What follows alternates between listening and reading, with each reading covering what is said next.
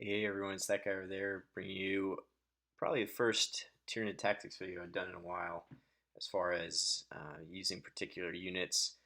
Um, so I had a user or a subscriber comment asking for some tactics help. His name is Helsingova 1988.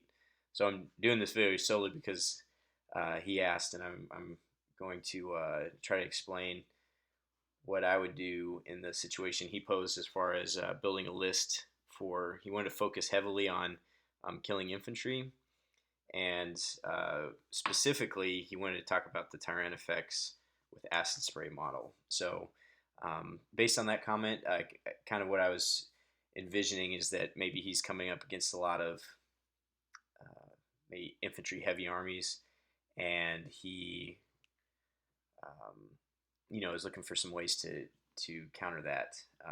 And I would imagine I'm going to do focus on the Tyrannofex, but I'll go through a number of other units too, just because he probably owns one of those and or a couple maybe, or maybe likes to look at them and is looking to get into a couple of Tyrannofex kits. So I'll definitely focus on those, but I'll also, just for the kind of greater YouTube community, try to maybe pick some other units out that you could bolt on. I don't really want to design a list where everything has a template in it. Every unit can shoot templates because you might not have all those models. So I'm trying to look at more of, without sacrificing maybe your anti-tank or some other options, trying to kind of bolt on units. Like let's say you move to a new area and everybody seems to be playing infantry heavy lists, then some units that you can bolt on and some tactics for those units. So without further ado, we'll start out. I'll go ahead and start out with Tyrannofex just because Helsing asked for it. Um, Tyrannofex I've played all the way since like the unit came out.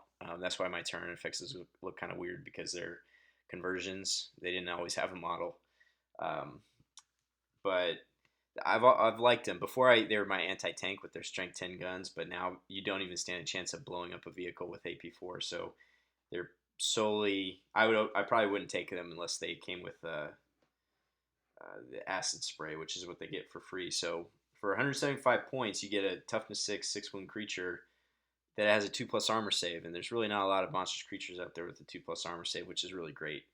Um, he does have instinctive behavior hunt, which can kind of mess him up from assaulting folks if he if he fails the leadership, but he's fearless, so he can't get pinned, and he might even stand a chance of getting preferred enemy, which is kind of nice. I usually take flying hive tyrants, so the synapse never really seems to be an issue for me. But depending on what you take, I will say that of the choices I'm going to talk through, if you were to try to make a list or if you were looking for ways to deal with an infantry heavy list, then heavy support isn't really going to help you because there's really nothing in there that's going to help you deal with a big horde of infantry and troops. Surprisingly, unless you're trying to like counter their heavy, their infantry base list with yours. But to be honest, unless you're trying to tie them up, the troop choices are not going to wade through the gunfire and deal the killing blow. They'll probably block off sections of the board, and it'll take a while to chew through all your gaunts or whatever units you have. But really, you need to be looking to the fast attack and heavy support sections, and potentially elite, and we'll talk about that too. So anyway, Tyrannofex, his acid spray, it's a torrent flamer. It's a strength 6 AP4 flamer template. And he also gets thorax biomorphs, which is huge because you can give him the electroshock grubs, which I would recommend. Any model that can take electroshock grubs should take it. Like you should just, if he's 175 points, you should just pretend he's 185 points because you should always take that. And you have a couple of choices on how to use this guy. So let's say that maybe you just bought a Tyrannofex model and you hadn't bought a drop pod. You don't have to, for sure. And even if you have a Tyrannocyte, you don't have to put the Tyrannofex inside the Tyrannocyte, even if you have one. It's just another option if you take it in both of them in your list. But we'll do the foot slogging one first. So for foot slogging, I always give my, and this is incumbent upon you to take um, some kind of psyker support. Again, because I'm taking the Flying Hive Tyrants, usually I can roll Onslaught. So this really relies on Onslaught, which allows you to run and shoot.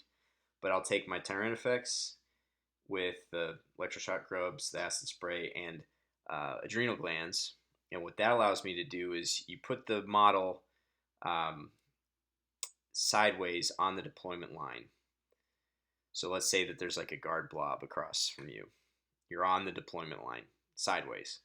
Your first turn, you gotta leave some room for him to pivot, but when he pivots, he doesn't lose any inches of movement. But because the base is an oval, you actually extend out past the line, um, the deployment line. So you gained. I meant to bring one of my models over here. I don't have one, but you actually gained some movement there. Tell you what, let me pause real quick and I'll go grab one and we'll measure it out. All right, so we're back. So I went grab my Tyrannofex and I've measured the base. And if you set him, because again he's an oval, up against your 12-inch deployment line, on your first turn, you can pivot him. And as long as his center stays in the same, you're not actually moving him. But because of the oval, you'll actually give yourself an inch. All right, so you got your inch, your first inch. Then you move 6 inches forward. All right, and with a Torrent Flamer, the Flamer template's actually 8 inches.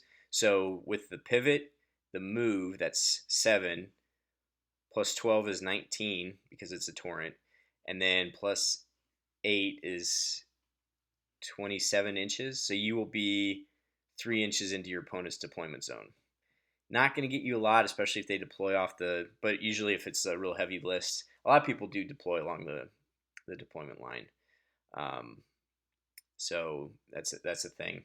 But here's where the catalyst and adrenal glands come in, where you can get some synergy.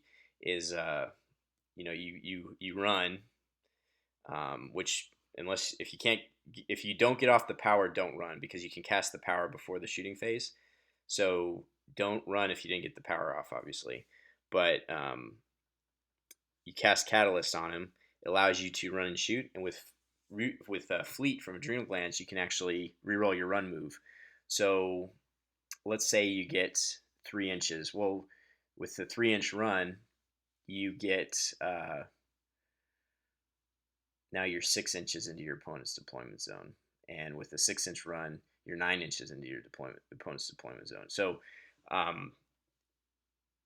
your first turn, you can already be lobbing templates into your opponent's deployment zone and starting to pick up models. And I don't think people would see that coming because you're like, oh, well, he's got the strength 6 AP4 flamer. They're not going to think, oh, okay, that's going to be spraying me down the first turn. They're not thinking about that. Now you may be taking a Tyrannocyte, and I have done that in the past where I put Tyrannofex in the Tyrannocyte. And for 75 points, you don't have to take the adrenal glands now. So it's like 60 points more. You can drop them down starting from turn 2 onward, depending on your reserve rolls. And the Tyrannocyte, they actually get strength 6 AP4. They get the Venom Cannon, 5 of them. And that can be pretty effective too for hosing down the units you want to use this against. So I guess that's my Tyrannofex Tactica. And yeah, I think I'll stop here and I'll make a separate video now for actually against heavy infantry videos or heavy infantry lists, what I would do or what units I would take. So consider this to be the Tyrannofex Tactica, and please like, comment, subscribe, and watch the next video. Thanks.